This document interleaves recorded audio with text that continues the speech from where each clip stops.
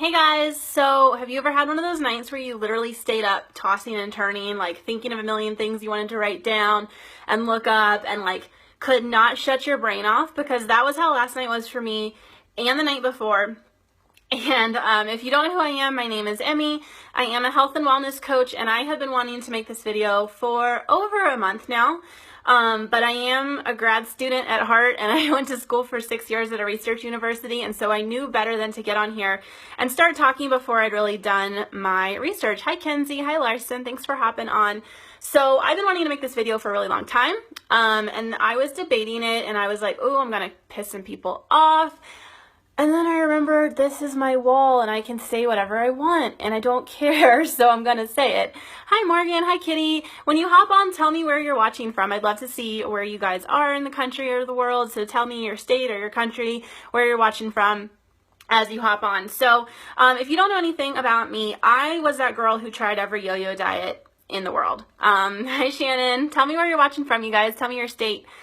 And so back in the day, and just to refresh you guys, I'm sure you remember, if you've been not living under a rock for the last, 20 years, your entire life, anything like that, you know that we've been on a roller coaster ride of carbs are good, carbs are the devil, fat's awful, fat's good, fat's awful again.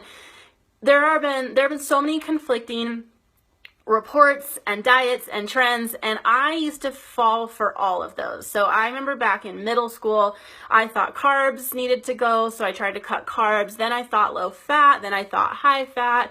I used to count my macros. I did every cleanse. Hey guys, hi Morgan, yay Austin. I did every cleanse. I did everything Dr. Oz said to do. I did it all. I tracked macros, I carb cycled, I reverse dieted. I've done it all. Hey Douglas. So it grates my gears when I see another trend diet, because I know how susceptible I was to those, and I know how so many people just buy into the next diet. So what I'm like shaking, I'm so passionate about this one. But what I'm going to be talking about tonight is something, like I said, that I've been wanting to talk about for a while. And I am in the health and wellness industry, so I see, hi Megan, hi Kylene, tell me where you guys are watching from. I see a lot of different diets kind of come and go. I also freelance write about different dietary stuff, so I've been researching this on my own for over a month now, because I wasn't sure and I wanted to understand, and I researched and researched and researched, and what I'm talking to you guys tonight about is keto and why I think keto is bullshit, as I said in the title of my video. Hey Angie and Sarah, tell me where you are watching from. If you are popping on, say hey, tell me where you're coming from. So I want to kind of preface all this that I'm going to say by telling you guys that I am not talking about some specific instance where your kid or your grandpa has some certain disease, because I know that keto has been shown to help for things like epilepsy and seizures. I'm not talking about that. What I'm talking about tonight is the vast majority, the masses, the general public, you and I, and why I think it's bullshit for normal everyday people. And this comes from seeing a lot of people that I looked up to in this industry, who are health coaches, who are health professionals, jump on the keto bandwagon, and I knew nothing about it, but then I started seeing everybody and their mother posting about super high fat meals, and if you don't know, the basic premise of keto, which I'm going to break down, I promise you, is a very low carbohydrate, high fat diet. That's the basic premise. And like I said, I didn't go to a university for 6 years just to come on here and tell a one-sided story of this. So I'm going to present the side that I agree with, and then I'm going to go into why I think it's bullshit. But I do totally 100% not doubt for a second that keto helps people lose weight. 100%. And if you look at the research and you look at, there's a lot of people's testimonies where it's like, hey Brittany, hey Edith, where it's like, here's me 5 days into keto and people look different, or 10 days and people look drastically different. So I totally agree with the fact that cutting out carbohydrates is going to help you lose weight. That's kind of just widely accepted. If you go on a low carb diet, you're going to lose weight, you're going to drop it fast. And the reason why is basically, for one, if there are good carbs and bad carbs. So if people are cutting bad carbs, which is what the standard American diet is full of, so donuts and Pop-Tarts and sugary cereal and white bread and white rice and white pasta, if you are going from eating a lot of that to not eating a lot of that, you're going to drop weight really quickly. 100%, I do not doubt. Hey Alicia. So there are good carbs and bad carbs. cut any macronutrient food group though, even if you're cutting good carbs and all of a sudden you're not eating them, there's going to be a giant hole in your calorie intake, right? You're probably going to go into a caloric deficit. And if you go into a caloric deficit, of course you're going to drop weight. So that makes total sense. And a lot of doctors do say that, hey, if you're morbidly obese and you've got to lose weight fast, then keto might be a good option. I do not doubt that one bit. And I do not doubt that low carb works. So the kind that I'm talking about is I'm talking about kind of the social media trendy keto that I'm seeing all over the place. And actually this morning, because I knew I was going to come on here and talk about this, I went onto Instagram and I went to some of the top keto hashtags and top keto Instagrammers, and just like looked at the kinds of things they were posting to make sure I knew what I was talking about. And it really was things like, one person in particular was posting, and this is somebody that I have actually met and heard speak and stuff, but cream cheese wrapped in salami, pork rind nachos. So I know that people can do keto in a healthier way. I'm talking about the masses that I see doing keto, the mainstream way of doing it, where they're eating just butter, bacon, butter in their coffee, bacon all day long, whole cream, whipping cream, heavy whipping cream on everything. Hey Connie, hey Scarlett, thanks for hopping on, guys. So that is what I'm talking about. So I just want to first of all say, do we actually believe that you're going to be long-term healthier on the inside and out from eating butter and bacon all day? Like, I'm just going to ask you if you've ever heard of that actually working long-term. Because the problem with that is I don't know, and neither do you, because the research has not been done on that. So that's the thing, is the research. I was reading this article from the Harvard Health Center, I think it is, and they were saying there isn't any long-term research on the long-term effects of keto on the human body. There might be some animal studies, but there really isn't much research out there about the long-term effects for just normal everyday people eating this way long-term. So just know that if you are one of the people hopping on the keto bandwagon, you are the guinea pigs right now. So maybe they'll know in 20 years from looking back on the people doing it right now. But right now, that data does not really exist, nothing substantial at least. Hey, Michelle, drop me a comment and tell me where you are watching from, what state or country or anything like that when you hop on, so I can kind of see where you guys are all scattered about. So yeah, there's just not a lot of long-term research. But what we do know, and what is incredibly well established, and what every major health organization does agree on, is that saturated fats in large quantities are bad. So saturated fats, if you don't know, that's things like butter, cheese, egg yolks, dairy products, bacon, basically animal products. Oh, it keeps cutting off. Hope you guys can hear me. Can people hear me? Give me a thumbs up if you can hear me. So let me know, because I hope I'm not cutting off for everybody. That would super suck. So saturated fats, when we eat those in large quantities, the American Heart Association, by the way, recommends that we don't get more than 13 grams a day. Very small part of your diet. If you're vegan, you're probably getting hardly any.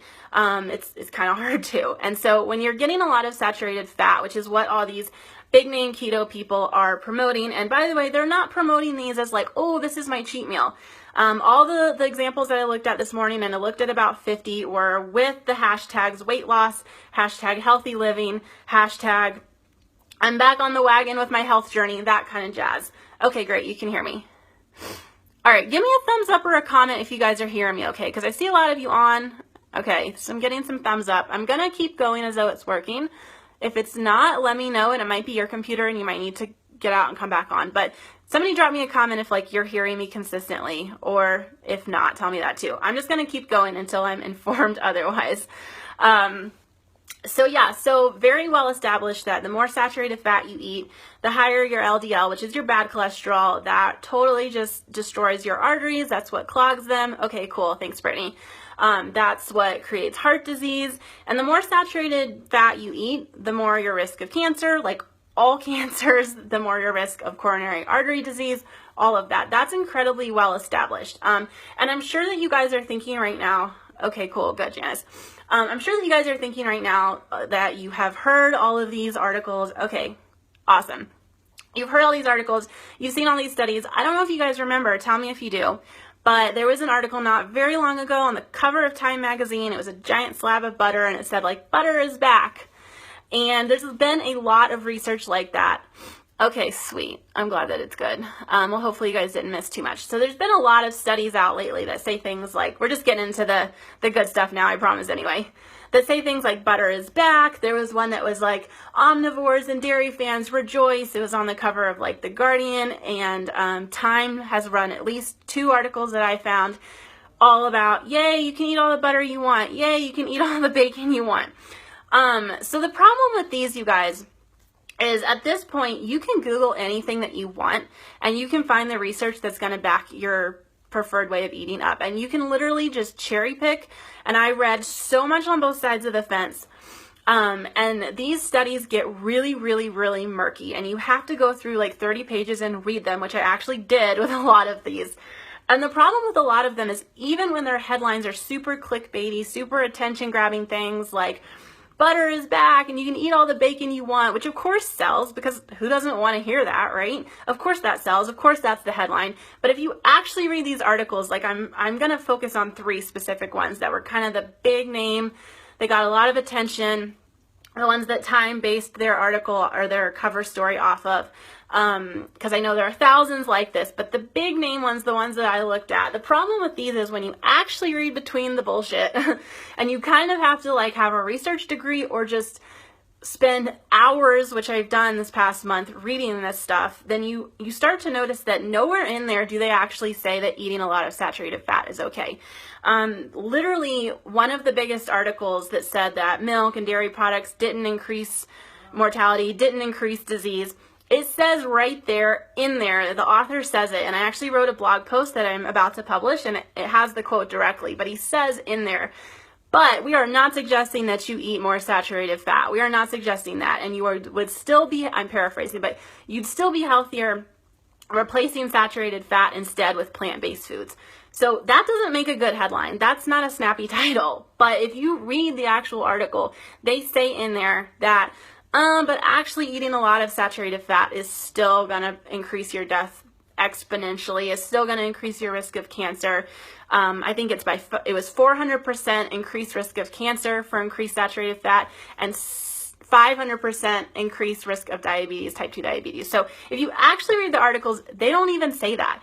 And another big problem with that, so a big like pro-cheese article that I came across during this, hey Leisha, hey Kayla, was one saying that fermented types of dairy, so like cheese and yogurt, actually were good for you. And this is one of the ones that Time picked up on and ran with and was like, yay, eat all the cheese you want. So here's what's up, you guys. If you read the footnote, which I did, the people that wrote that study, here's the problem, and I wrote this down so I don't mess it up. It was published in the European Journal of Epidemiology, and it said straight up in the footnotes that it said that there's no increased risk of cardiovascular disease and death if you eat a lot of cheese and dairy. And then if you read the footnotes, it says that the authors, every single freaking research professor who wrote this journal, was funded by the Global Dairy Platform, Dairy Australia, the Dairy Research Institute, and then a couple of them even sat on the board of directors for freaking McDonald's. So you can follow the money, you can use your brain and figure out if you trust that source when they are all funded by the very people that the product, that, whose product the article is meant to promote. So the Dairy Research Platform is funding these scientists to write a research article saying that cheese is fine. Another big name article that's out there right now is this one called the Pure Study. And if you Google, is fat good or bad for you? I did this last night, and it's like the first 10 results on Google are all referring to this article called Pure. I forget what the acronym stands for, but it's supposed to be like the end-all be-all and put to rest the debate about fat. And basically what it says is that higher fat diets are good. People live longer. Lower fat or lower carb diets are good. People who ate a lot of carbs and low fat did not live as long. Hey Katie, hey Bethany, give me a comment and tell me where you are